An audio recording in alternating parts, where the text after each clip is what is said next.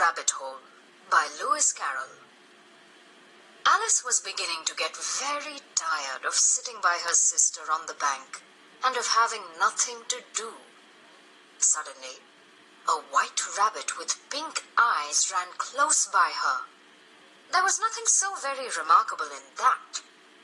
Alice did not think it so very much out of the way to hear the rabbit say to itself, oh dear, I shall be late," when the rabbit actually took a watch out of its waistcoat pocket and looked at it and then hurried on.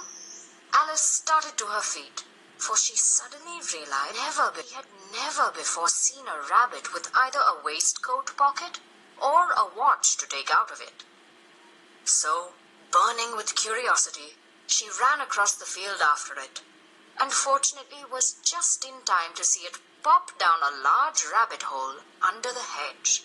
Down went Alice after it, never once considering how in the world she was to get out again. The rabbit hole went straight on like a tunnel for some way, and then dipped suddenly down. So suddenly that Alice had not a moment to think about stopping herself before she started falling down a very deep well. Down, down, down, she fell upon a heap of sticks and dry leaves. Alice was not a bit hurt, and she jumped up onto her feet in a moment. She looked up, but it was all dark above. Before her was a long, low hall, which was lit up by a row of lamps hanging from the roof. Suddenly, she came upon a little three-legged table, all made of solid glass. There, she found a tiny golden key. She looked around and saw a low curtain, and behind it was a little door about 15 inches high. She tried the little golden key in the lock, and to her great delight, it fitted. Alice opened the door and saw a lovely garden, but she could not even get her head through the doorway. She found a little bottle on the table, and round the neck of the bottle was a paper label with the words, "Drink me," beautifully printed on it in large letters. Alice tasted it, and finding it very nice, she very soon finished it off. She was now only 10 inches high, and was the right size for going through the little door into that lovely garden.